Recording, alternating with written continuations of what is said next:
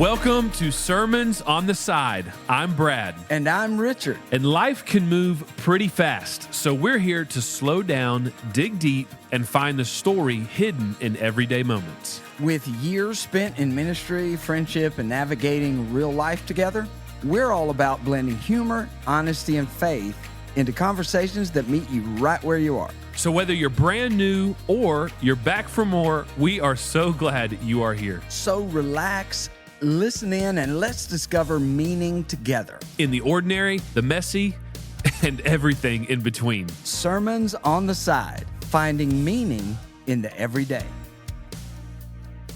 And so everybody would rub his head and said, "Your head feels like a sticker bush." My hand got, that is why they called him Sticker, because for the longest he had that. No, I got to stop you right here because first of all, that's hilarious. But second of all, okay, there's times when people start telling a story, right, maybe from their childhood, sure, like you're doing right now, yeah, and your accent has transported back to that time. Oh, I'm there. You dude. Are Southern bumpkin right now, dude. Yeah, You Sticker, and you rub his head, get a little dirt in between your toes. I'm serious, man. You need to go back and listen to this. You sound so bad, country right now. It's bad, I love it. Yeah, I'm feeling fine as frogs here. So fine as frogs here, split three ways. If I was doing any better, neither one of us could stand it. Sorry about that.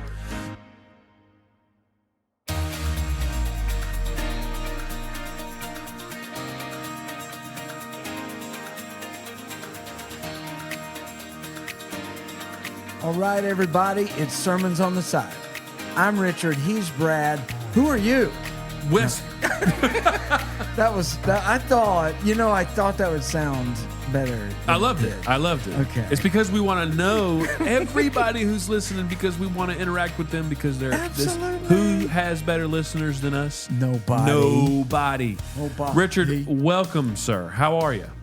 Man, doing pretty good. Yeah. How was your weekend? Did you have a good Mother's Day weekend? We did. My dad and my sister, who live in Birmingham, came to our area down here they came to Columbus, Southwest Georgia. Yeah. I feel like the last several times it's been you. I mean, they've had a lot going on out in Beeham, so it's appropriate. But I feel like it's the first time in a couple of visits, at least, that they've come see you. Yeah, and so it's nice. But my mom passed 2 years ago, and so we like to be together on Mother's Day weekend.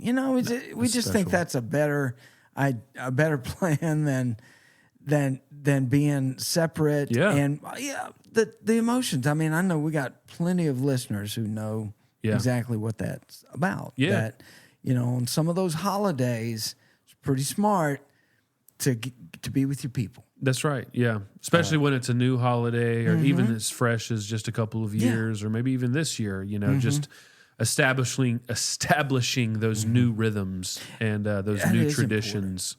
Hey, and I will also say, with a quick nod to last week's episode and our segment, where I was struggling so much with the fitted sheets. Oh, you remember? Yeah, that's right. So anyway, so after today, in fact, just one day after they left, we're doing the laundry, washing the sheets, and I got it. I successfully got the sheets back on the bed. On.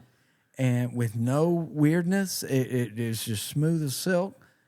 And you sent me a picture to verify. I did. Folks, it looked pristine. I did. There were no little wrinkles or humps, sock-shaped figurines in that fitted sheet. I just feel like, you know what? I think I've turned a corner.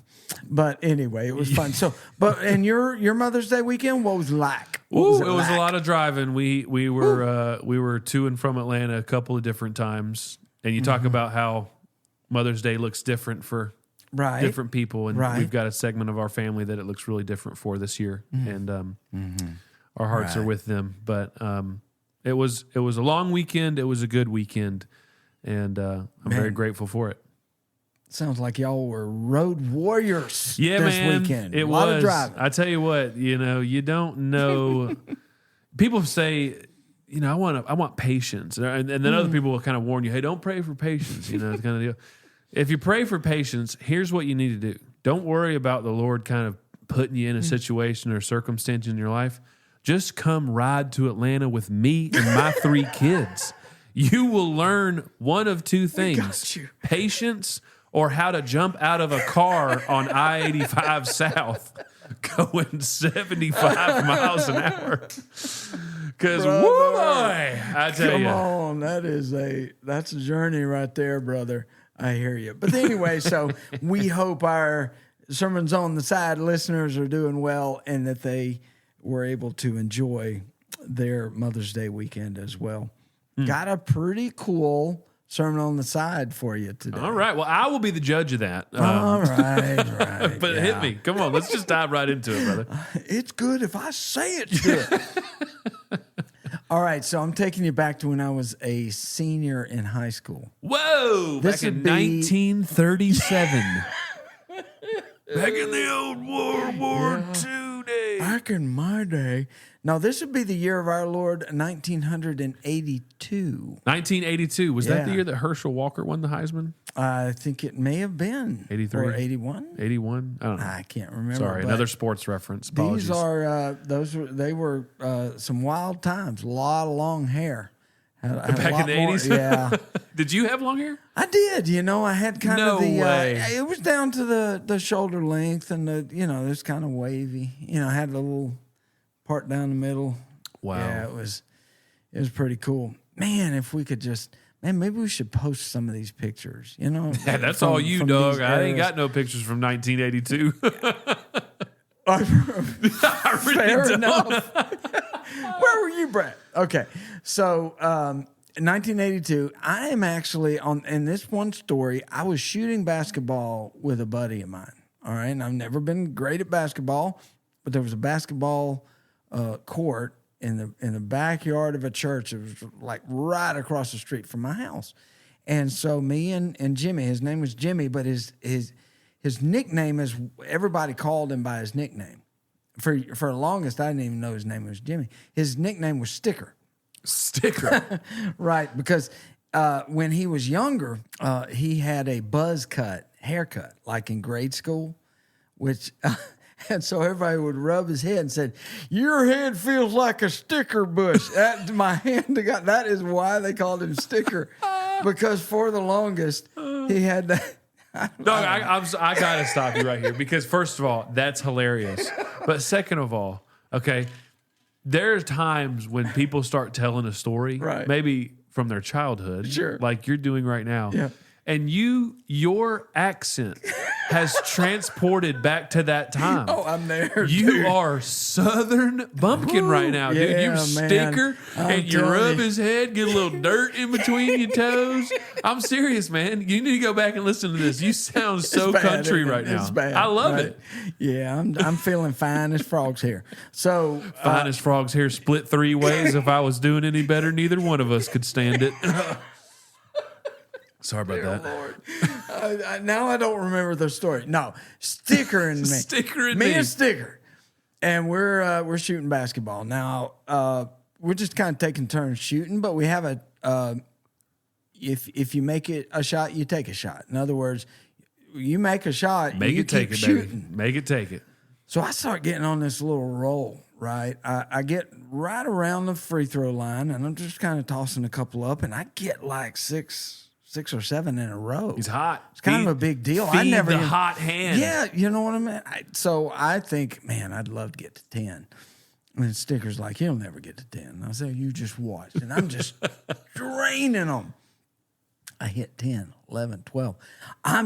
This is like never happened to me before. And it hasn't happened since, for the record. So I'm just shooting these things. And I get in about around 13. And he said, "You'll never make it to 20." And he said, "In fact, if you do, I'll give you $20." This is 1982. Back in 1982, $20 was like $10,000. I'm telling you, that's a lot of money. That's a down payment on a house. That's a lot of denarii. So hold on. Oh, that was such a. Oh my word! I just leapt to biblical times. It just didn't work at all. You have hit 13 shots in a row? In a row, dude. You haven't missed one? Not missed one. All right. That's like hot. I'm telling you, and I'm thinking if I get 7 more, if I get to 20, you'll have $10,000. Smooth $20 bill in my back pocket. So I start hitting them. But once Sticker made the bet and said, "I'll give you $20," he also started doing something else between every shot, or right before every shot. And he said this phrase to me every time he bounced me the ball or passed me the ball for my next shot. And he would say this phrase. He wouldn't say anything else. He'd just look at me and he'd say, here's the phrase, quote unquote, "Pressure will bust a pipe." And then he'd pass me the ball. I'm like, yeah, whatever. Drain. Boom. 14, 15. But every time he passes me the ball, "Pressure will bust a pipe." Like, all right, whatever. I keep draining him. Then he keeps saying that to me, and I realize what he's doing is he's trying to make me feel the pressure. Sure, yeah, I got it. Of making these shots and trying to get to 20. Oof. Because, well, now he's out $20. Right, he's invested in this now. So I hit him 15, 16. And every time he passes me the ball, "Pressure will bust a pipe." Just give me the ball, man. 17. 18. I hit 18, right? 18 shots in a row. And I'm thinking, man, that's I unbelievable. am 2 shots away from $20. He gives me that next time, right after 18, bounces me the ball, says, "I'm just telling you, man, pressure will bust a pipe." Oh, he changed it up on you. Yeah, now he's trying to get in my head. Pressure will bust a pipe. The 19th shot goes up, clang, missed the shot. Oh, missed the shot, didn't make it to 20. Never saw that $20. Oh, man. Never saw it. I didn't realize how much I wanted that thing to go in until just now. I was hyped for you getting $20. So I am, and so I'm giving him a hard time. Like he said, as soon as I missed it, he said, "I told you, pressure will bust a pipe." And so I'm giving him a hard time. He's giving me a hard time. We go on about our business. But that phrase, I'm telling you, I can't remember the last time I took 20 shots of any kind in a row, made or not made. I don't remember a lot about the game of basketball, how bad I was at it. I've never forgotten that phrase. Pressure will bust a pipe. And so for me, the sermon on the side is that phrase. Because life is pressure. In other words, we feel pressure from all different directions in our life. Yeah. I mean, stuff weighs down on us. I mean, you could pick whatever category or area of our lives. There's always pressure, right? That's right. I mean, there's always something that is going to weigh on us. And so the words of Sticker his words live on in me because sometimes even all these years later, when I'm in duress, when I'm in a really super stressful situation, I think, man, pressure is busting a pipe right now in my life. And there's a mess. The pressure has built up and stuff's starting to break and stuff's starting to leak. And so our sermon on the side for this episode is just this thought. We need to have a plan for the pressure of life. We need to have a pressure plan. What is our listeners, what is our pressure plan for when the pressure does build up? Because pressure will find some weak area in the system, and it will create a breakage and spillage and leakage or whatever you want to call it. Yeah, it really will. Just as you're talking about pressure and will bust a pipe, right? That phrase. Right. every year it does not. I mean, I'm 33 years old. Okay. I've been married for 11 years. Come on. All right. I've owned a home for the last 7.5, 8. Okay. There you go. It does not matter. And without fail, every single time that we're about to have a frost, like an overnight frost, Yes. I will get a text from my mom that says, make sure you cover up your pipes. That's it, right? I'm not kidding you, bro. I am it. not kidding. Or I'll get a call from my stepdad and be like, hey, man, just checking in. Yeah. We're having some frost tonight. You might want to check your pipes, you know. And I'm grateful that they do that because it's absent-minded for me. Mm-hmm. But I'm thinking about how that intersects with this story. Yeah. Because they have been so diligent in my life to have a pressure plan as it relates to the physical pipes at my house. Thank you very much. But how much more is it important for us to have a plan? What do we do? Who do we call? Who do we lean on when the pressure of life builds around us so that we don't bust a pipe in the middle of our life and it causes major havoc? Man, I love the way you described that scenario as it relates to our physical homes and the plumbing or outdoor piping or whatever in and around our homes. Because, look, life's pressures can come out of nowhere sometimes. So the things that bring stress and duress to us, sometimes we don't see it coming. Oh, yeah. That being said, a lot of times we know exactly when it's coming. A lot of times. Because there are the just like there are the seasons of frost and the danger seasons for different parts of our houses and the physical structures, whether it's rainy season or for our listeners up north, you got to make sure that snow or ice doesn't build up in your gutters, because when there's snow on your roof for weeks and weeks and weeks at a time, it's going to cause roof problems. Yeah. So we know seasonally some things are going to happen. Yeah.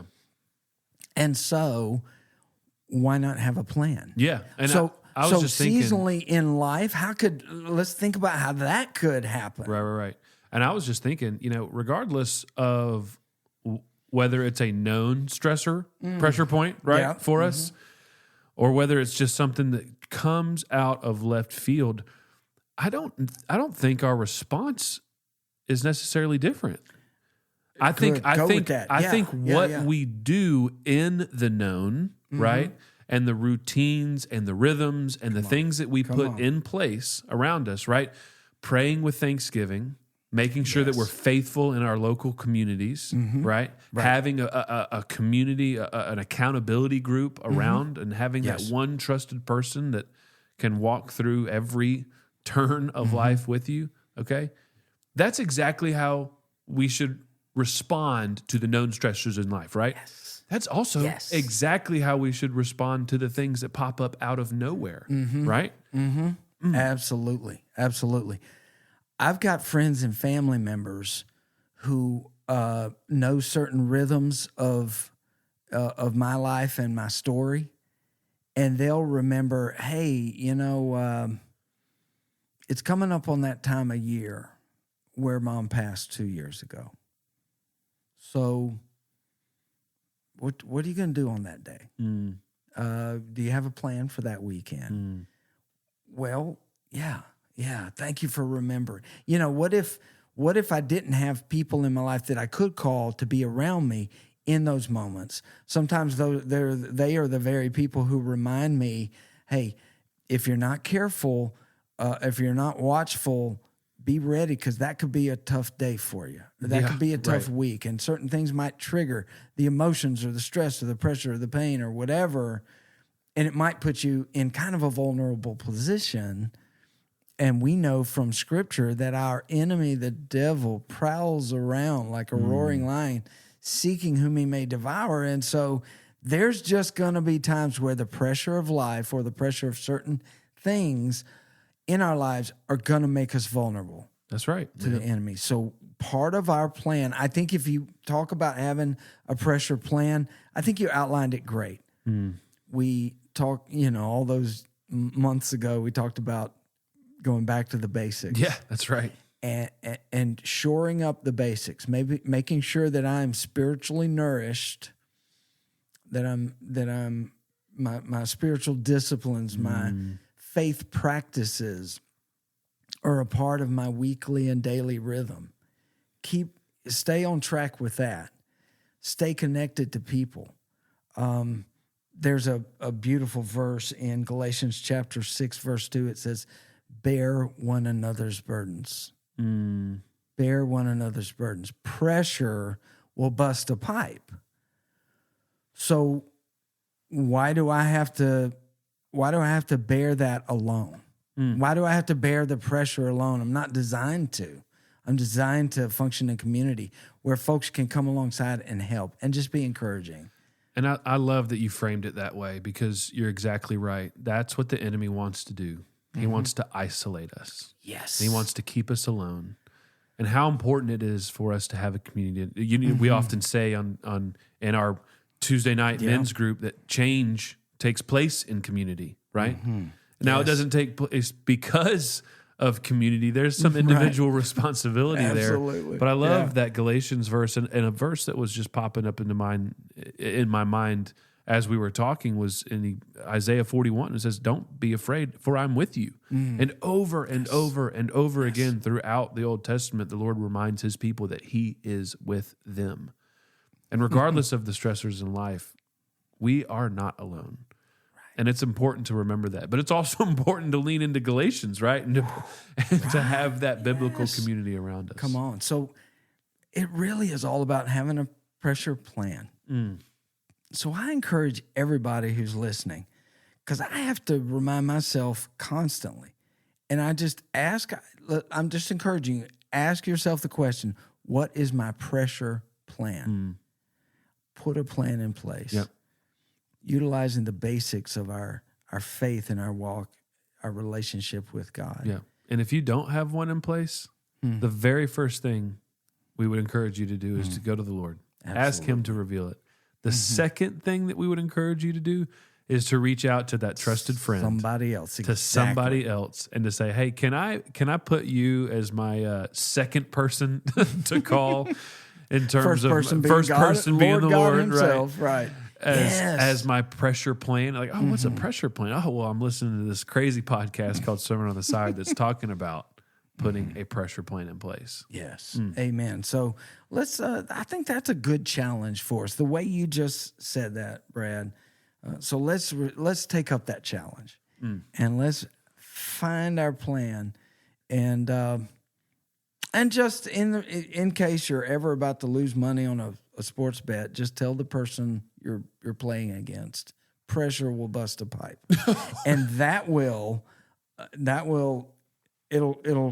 crack. They'll fold crack like a lawn chair, just like I did. There you go. I can't believe you hit 18 shots in a row. That's really the only reason I wanted to use that, is so that the world would know that there was this one day that I hit 18. Way back in 1932. Gosh, can you imagine?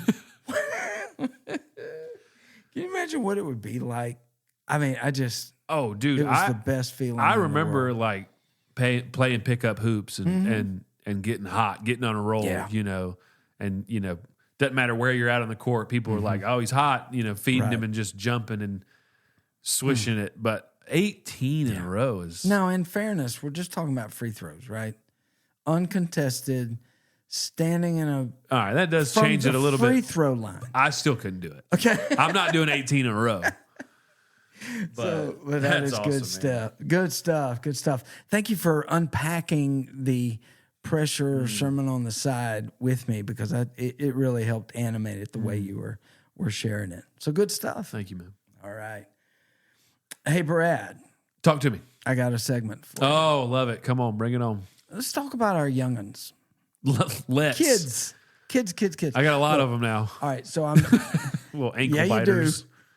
You got the trifecta. The trifecta. You got, father of three. So I was reading this fun fact about young children. Oh, okay. All right.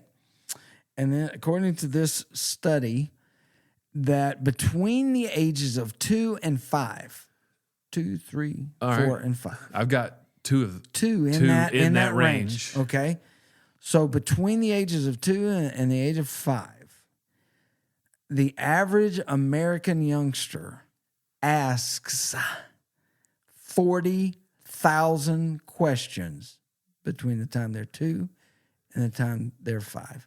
40,000 questions come out of that little brain, and most of them are asked to their parents. So I have... Most of them are asked to their mama. So I have 2 questions for you. Okay. 2 questions. Right. A...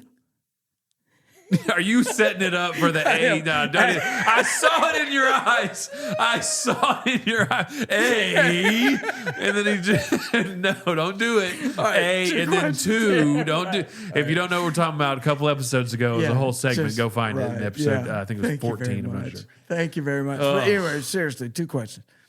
First question. Do you think that number, 40,000, is accurate between the ages of 2 and 5? Number question. No, I don't actually. Really? I think they undershot it.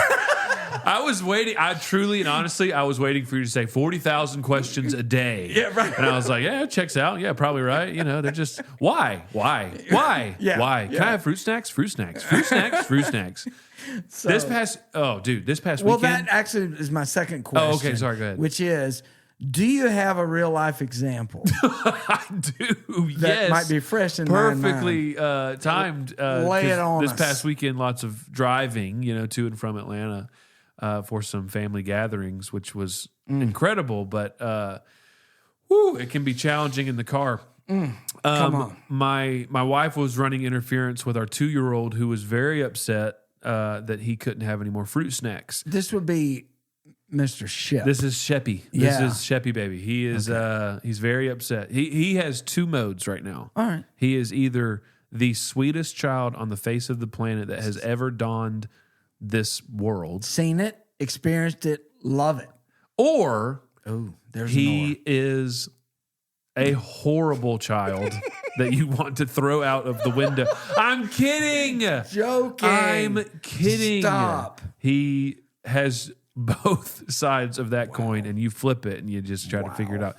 Anyways, we were not in a good mood. My wife was running interference with him, and we were not being mean parents by not giving him fruit and snacks. We had simply run out of fruit snacks, and it is pouring down rain. And you're driving, We're driving in an angry rain, right? with an angry 2-year-old. Golly. And I counted. I was like, I had nothing else to do other than to count how many times that he asked, a fruit snack, mama, which is his, I want fruit snacks, mama. Okay. 52 times in about 10 minutes. Okay, so now if you do the math, that is way more than 40,000 questions over a 3-year period. I'm going to just let you know that right now. So, Wait, I do not think that is a true statement. Oh my gosh! Wait. So all right. So he wants this favorite snack, or the snack he wanted at the moment, fruit snack. And can I just tell and you you've something? tried to communicate to him that there are no fruit snacks in this vehicle right now. Sheppy, I would hand you all the fruit snacks in the world. I don't have them. We've got applesauce. We've got granola bars. We've got goldfish. We've got your drink. You know what? No, he wants fruit snacks. And can I just be honest with you? I submit to you that Lisa and I did not have a pressure plan in place for driving that weekend. But see, that's the thing. You weren't told. You had not run out of sustenance. You had provisions. You had snacks, just not the one he wanted. Ugh. And he couldn't come off of it in his mind. He couldn't. No. So every other option was non-existent. No. It was like those snacks never even existed. So 52 times he just went. Right. Yeah. Bro. Yeah. I am feeling for you. Yeah. I just, at some point I think I put the AirPods in and was like, all right. Okay. I'm going to go listen to sermons on the side. I'm just kidding.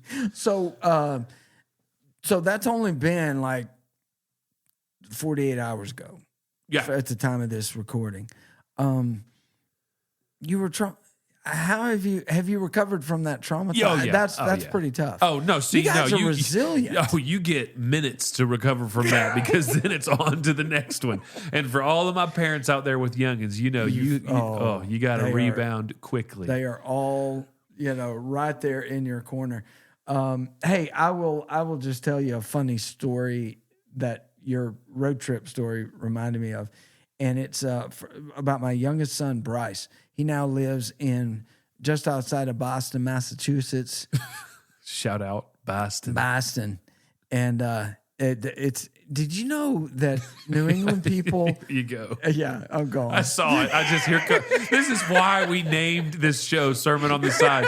Is that look in your eye right now? I'm talking about something, but hold on real quick. I just got to tell you something about something. Did you know that New England people, and I think Massachusetts, Boston people in particular, they use the word wicked all the time? Wicked smart. Wicked smart, or wicked hot, or it's wicked cold. Oh, okay. No, this coffee is wicked hot. Wicked hot. All this stuff. I don't know why. Anyway. So he's up there. He's living in Boston, just outside of Boston, with his wife, Scarlett, and his son, my grandson, Gray is his first name. Gray's almost 2 years old. So I'm going to embarrass Bryce, because when he was young, like 4 and 5, we would regularly do long road trips. So he's sitting in the car seat, and we're going along. And if he ever wanted to tell us that, oh, I'm tired of sitting, I need to stretch my legs, I'm restless in the car seat, he wouldn't say any of, or like, I want out, or let me walk, or can I get out of this car seat? You know what he would say to us? He would say, my bottom is getting grumpy. Isn't that awesome? That is unbelievable. Bryce, I mean, I hope so dearly that Gray says the same thing, because there's so many things that Shep's doing like that I did apparently as a kid. Oh, you're feeling it. And Gray, your parents are like, oh yeah. They're no love lost, because now I'm, living through what they had to live through. I hope Gray does that to Bryce so bad. What is it? My bottom is getting grumpy. It's getting grumpy. So great. It is a very good description. It wasn't a question. It wasn't one of the 40,000 questions. Just a statement. Like, I need everybody to know. Yeah, this is. I'm declaring what's happening right now. Yes, I declare. My bottom is grumpy.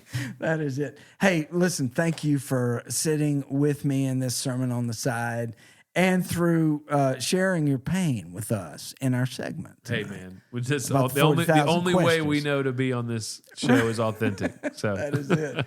That is it. Hey, we want to hear from our listeners. We love it when we get feedback and you tell us how these episodes are helping you, or maybe making you laugh and helping you get through a Thursday. So thank you for listening. And as always, feel free to share this if you know somebody that could use some encouragement. And as always, we will see you back here again on next Thursday for another episode of Sermons on the Side. See ya.